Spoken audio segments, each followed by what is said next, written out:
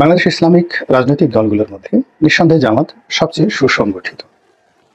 তাদের ছাত্র সংগঠন ইসলামী ছাত্র শিবির বাংলাদেশের যে কোনো ছাত্র সংগঠনের নেতাকর্মীদের যে মান, মানে লেখাপড়ার মান, তারপর তাদের শৃঙ্খলাবোধ, তাদের ভদ্রতা এবং দলের প্রতি আনুগত্য এবং একই সঙ্গে সততা, অন্তত গত ২০ বছর ধরে আপনি যদি হিসাব করেন, তাহলে দৃশ্যত জামাত এবং শিবিরকে আমাদের এই দেশের মাটিতে আপনি স্বাধীনতা যুদ্ধে তাদের কর্মকাণ্ডের জন্য সমালোচনা করতে পারেন। তারপর বিভিন্ন সময় তারা এই একবার বিএনপির সঙ্গে গিয়েছে, একবার জামাতের সঙ্গে গিয়েছে, একবার আওয়ামী লীগের সঙ্গে গিয়েছে, এসব নিয়ে সমালোচনা করতে পারেন।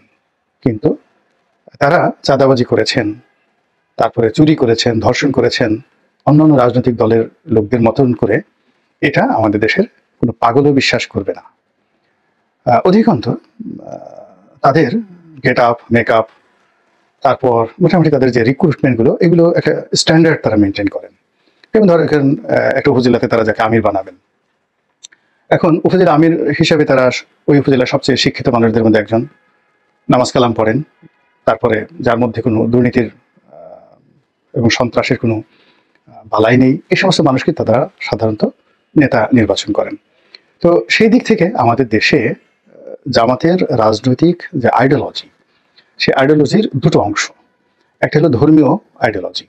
তো ধর্মীয় আইডিওলজি নিয়ে তারা যে মওদুদিবাদ কিংবা ওহাবিবাদ কিংবা ইবনে তাইমিয়ার যে থিওরি, ইবনে কাসিরের যে মতাদর্শ, এই বিষয়গুলো নিয়ে তারা যে চর্চা করে, এটির সঙ্গে হয়তো ইসলামপন্থী অন্যান্য যারা রাজনৈতিক দল আছে, গোষ্ঠী আছে, তারা টেকনিক্যালি দ্বিমত পোষণ করেন, কিন্তু আম জনতা এই জিনিসগুলো বুঝতে চান না। তারা এখনো পর্যন্ত অনেক ওয়াজ হয় জামাতের বিরুদ্ধে, এবং যে সকল তাদের যারা প্রতিপক্ষ খুব নির্মম ভাষায় তাদেরকে নবী বিরোধী, তাদেরকে ইসলাম বিরোধী, অনেকে তাদেরকে কাফের বলে পর্যন্ত ফতোয়া দিয়ে থাকেন।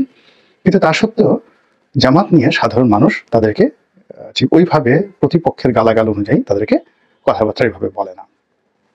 শিবির নিয়ে একই অবস্থা। ছাত্রলীগ বা ছাত্রদল তারা যে যেখানে পারে শিবিরকে সবসময় তারা শাসন করেছে, শোষণ করেছে, নির্যাতন করেছে, কিন্তু নিজের অজান্তে সেই নির্যাতনকারীরাই নিজের অজান্তে একটা অনুশোচনা তাদেরকে তাড়িত করেছে যে আসলে এই ছেলেটা তো শুধুমাত্র রাজনীতি করা ছাড়া অন্য কোনো অপরাধ করেনি, আমাদের চাঁদাতে ভাগ বসায়নি, হলের সিটটা জোর করে দখল করেনি, বা আমাদের কারো টাকা পয়সা মারেনি। তো এইভাবে বাংলাদেশে জামাত এবং শিবিরের যে রাজনীতি পরস্পর বিরোধী যে একটা অবস্থান, সেটার মধ্যে চলছে। এর মূল কারণটা হলো যে মহান মুক্তিযুদ্ধের সময় তাদের যে ভূমিকা, এই ভূমিকাটাকে তারা এখন পর্যন্ত স্পষ্ট করতে পারেনি, গ্রহণযোগ্য করতে পারেনি, এবং তারা এখনো পর্যন্ত তাদের যে মতাদর্শ এবং তাদের যে চলাফেরা, এটাকে সার্বজনীন করতে পারেননি। তারা সবসময় নিজেদেরকে ইসলামপন্থী, তারপর নিজেদেরকে আল্লাহর ওলির দল, নিজেদেরকে জান্নাতি, বা তাদের দল করলে খুব সহজে জান্নাতে যাওয়া যাবে, এই মতাদর্শগুলো তারা অন্তরে ধারণ করেন, মস্তিষ্কে ধারণ করেন। ফলে আমাদের দেশের যে সাধারণ চোর আছে, চোরটা আছে, সমাজের যে লোক একটু ছোটখাটো বিচার সালিশ করে দুটো ডিম সালিশ থেকে নিতে চায়, গ্রামের একটা টাউট মেম্বার আছে, তো এরকম আসলে যারা রাজনীতি করেন, প্রচলিত রাজনীতি করেন, তার আমজনতা সবার সঙ্গেই তাদের উঠা বসা থাকে। যেমন দেখা গেল এমপি সাহেব আছেন, এলাকার এমপি সাহেব, তিনি খুব ভালো সৎ, নামাজ কালাম পড়েন, কিন্তু সময়ের প্রয়োজনে দেখা গেল এলাকার এক ধর্ষণকারী, সেও দেখা গেল এমপি সাহেবের বেডরুমে বসে এমপি সাহেবের সাথে এক টেবিলে বসে খাবার খাচ্ছে। তো এই যে সার্বজনীনতা, এই সার্বজনীনতাটা জামাত এখনো অভ্যস্ত হতে পারেনি। এই সার্বজনীনতায় সে দেখা গেল যে সব জায়গাতে গিয়ে সেই পাইকারি ওয়াজ, নাহমাদুহু ওয়া নাস্তাইনুহু, তো কোথাও গিয়ে হরিবল বলা, যেটা আমাদের প্রচলিত রাজনীতিতে, কোথাও গিয়ে আদাব বলা, কোথাও গিয়ে নমস্কার বলা, কোথাও গিয়ে দাদা বাবু বলা, এবং তারা সবসময় সালাম পেতে চায়। জামাতের আমির সবসময় সালাম পেতে চায়, কিন্তু জামাতের আমির কারো পা ধরে সালাম করেন এবং সেটা কারো হিন্দুর পা ধরে সালাম করেন, এটা আমাদের এই সমাজে মানে কল্পনাই করা যায় না। জামাত তো এই দৃশ্য দেখলে মরেই যাবে গড়াগড়ি করে। কিন্তু রাজনীতিতে কি হচ্ছে? রাজনীতিতে যারাই এখানে জিয়াউর রহমান সাহেব বলেন, বঙ্গবন্ধু বলেন, এরশাদ সাহেব বলেন, তারা দেখা গেল একজন পীরকে বা মাশায়েখকে যেভাবে সম্মান করেছেন, একইভাবে একজন হিন্দু মুনি ঋষিকে তারা সমভাবে সম্মান করেছেন, অন্তর থেকে না করলেও বাইরে প্রচার করার চেষ্টা করেছেন।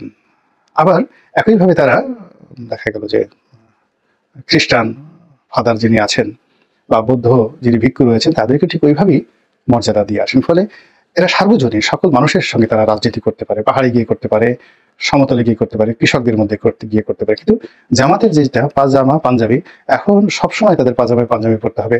এই জিনিসগুলোর কারণে কি হলো, তারা নিজেদের মধ্যে একটা কমিউনিটি তৈরি করে ফেলেছে। ওই কমিউনিটির বাইরে তারা যেতে পারছে না, তাদের রাজনীতিটা সার্বজনীন হচ্ছে না।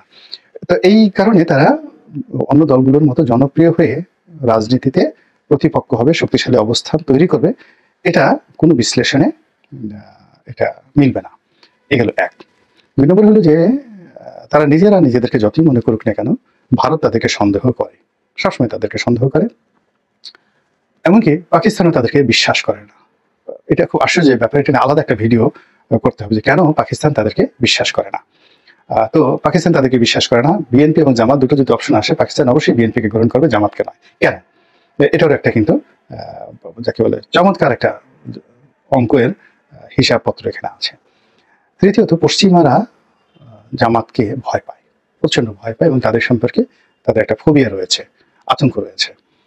এবং এই আতঙ্কটা নিয়েই আমি অনেক আগে, সেই জুলাই, আগস্ট, সেপ্টেম্বরের মাসের দিকে আমি বলছিলাম যে আগামীতে যে দেশি বিদেশি চক্রান্তগুলো চলছে বাংলাদেশের রাজনীতিতে নিয়ে, এই রাজনীতিতে প্রথম শিকার হবে, আওয়ামী লীগ তো উচ্ছেদ হয়ে গেছে, প্রথমে এই রাজনীতির শিকার হবে জামাত, তারপরে শিকার হবে বিএনপি। এখন দেখেন অবস্থা কি দাঁড়িয়েছে। বিএনপি, যেহেতু আমি বিএনপি দলটা করি, তবু আমি বলবো, কিন্তু জামাত, আজকের আলোচনায় জামাত নিয়েই আমি থাকি। সম্প্রতি সমকাল পত্রিকার একটা রিপোর্ট দেখলাম যে আমেরিকার একটা সংগঠন, প্রাইভেট সংগঠন, এনজিও, বা সেখানে ওদেরকে বলা হয় থিঙ্ক ট্যাঙ্ক। তো এই থিঙ্ক ট্যাঙ্ক তারা শিবির, জামাতের যে সংগঠন, শিবিরকে বিশ্বের ৩ নম্বর সন্ত্রাসী সংগঠন হিসেবে তারা তালিকাভুক্ত করেছে, এবং ১ নম্বর হিসেবে তারা আইএসকে, ইসলামিক স্টেট, তাদেরকে তারা করেছে। ২ নম্বর হলো তালেবানদেরকে, আর ৩ নম্বরে শিবিরকে। এখন এটা নিয়ে আপনি কি বলবেন? শিবিরে যারা লোকজন, তারা যদি আত্মতৃপ্তি লাভ করতে চান, বলতে পারেন যে ওটা একটা এনজিও, বাংলাদেশের একটা এনজিওর মতো একটা এনজিও, তারা কি লিখলো না লিখলো তাতে বাংলাদেশে আমাদের কি আসে যায়, আমেরিকাতে আমাদের কি আসে যায়।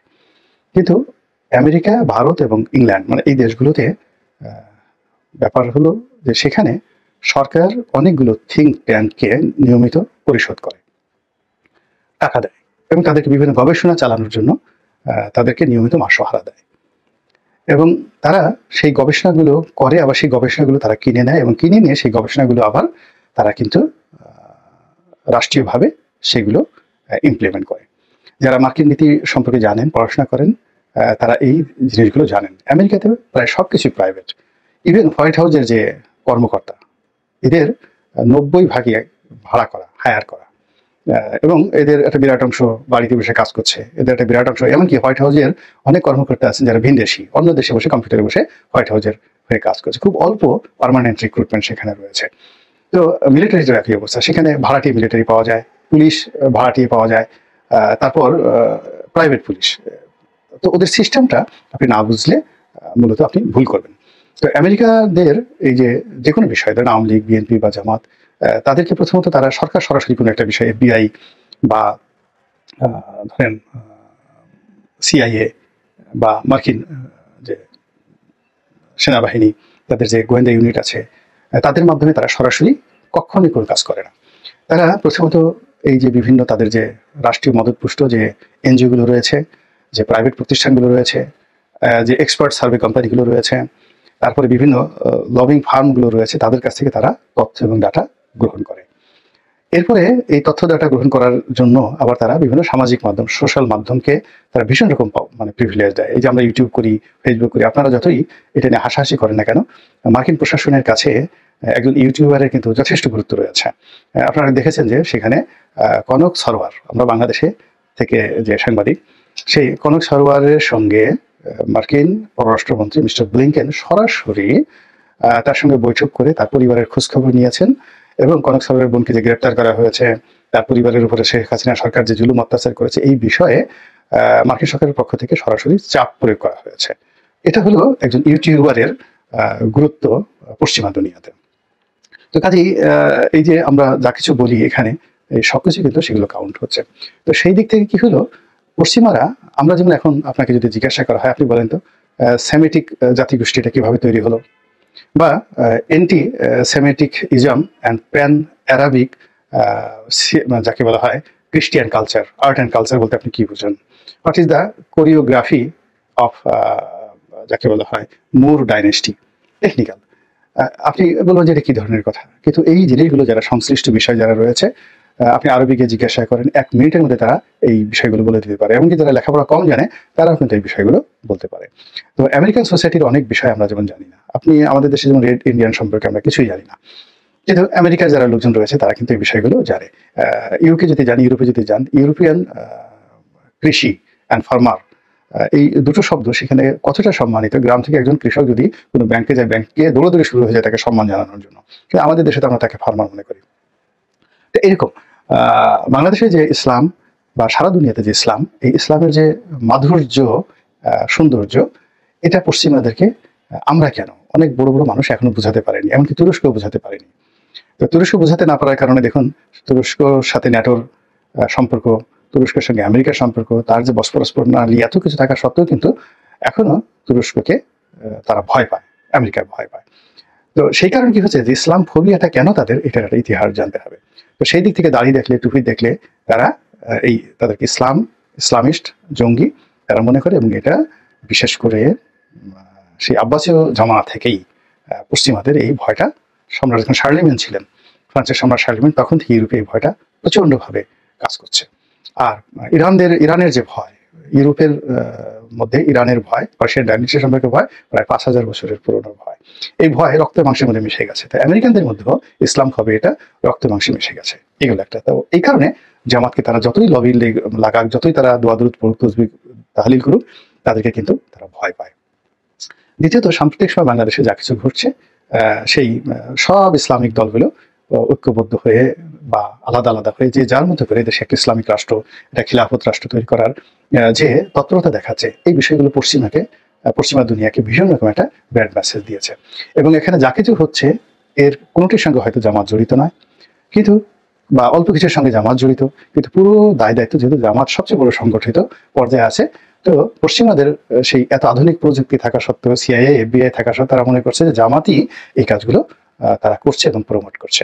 ফলে জামাতকে নিয়ে এই যে তারা যে নেতিবাচক অবস্থানে তারা চলে গেল, এবং যে শিবিরকে তারা এই যে নেতিবাচক অবস্থানে তারা নিয়ে নিল, এটির কুফল বাংলাদেশের রাজনীতিতে জামাতকে অবশ্যই ভোগ করতে হবে। একটা জিনিস বোঝার চেষ্টা করুন, বিএনপি জমানার শেষ দিকে টাকা পাচার, তারপরে শেষে সন্ত্রাস, এবং চীনকে মদত দিয়ে 7 সিস্টারকে অস্থির করার জন্য যে সকল বিষয় মার্কিন প্রশাসন, কানাডিয়ান প্রশাসন এবং অস্ট্রেলিয়া বিএনপির বিরুদ্ধে যে সকল সিদ্ধান্ত নিয়েছে, ওই সিদ্ধান্তগুলো এখন এই 20 বছর কিন্তু পরিবর্তন হয়নি।